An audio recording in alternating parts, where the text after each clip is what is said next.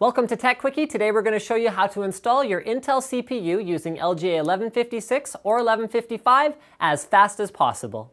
The first step is to find the little golden triangle on your CPU and align that with either the little plastic triangle on the cover or, once you've removed the cover, the metal triangle that is on the CPU socket itself. In the next step, push the retention arm lever down, pull away from the socket, and then it will loosen itself. You can then pull it up and move the hold down bracket out of the way. After that, remembering where the gold triangle points, place, don't press, place the CPU into the socket, giving it a slight wiggle just to ensure that it is seated correctly. Lower the hold down plate, making sure that it actually sits under this screw right here. Then lower the retention arm until you feel some resistance. Brace yourself because this does take a little bit of force. Push it down all the way, pull out, and then make sure that it's pinned by the hook on the retention plate.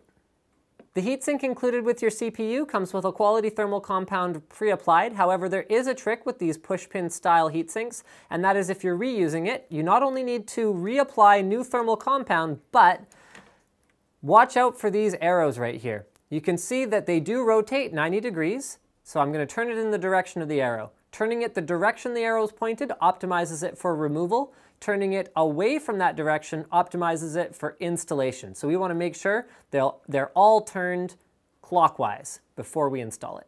When positioning the heatsink over the socket, make sure that the plastic pins stick through all 4 holes in the motherboard. The easiest way to check this is to rotate the heatsink a little bit and see if all of the pins move just like this. If they do, then they should all be through the holes. You also want to make sure that you have enough slack on the CPU fan wire to reach the CPU fan header on your motherboard. The safest way to tighten the heatsink on is to apply force on opposite corners at the same time.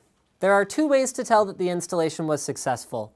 Number 1 is to listen for the distinctive click.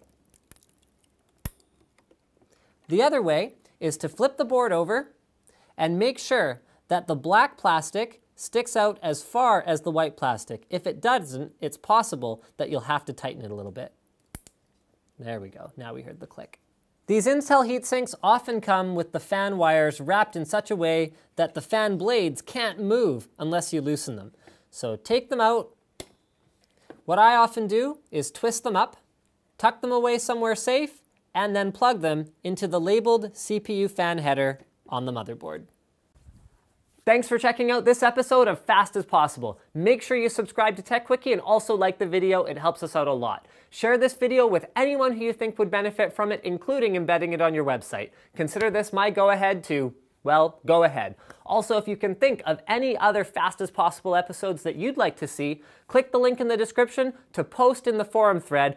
We will monitor that and we will make sure that we check it out. Again, thanks for watching and see you next time.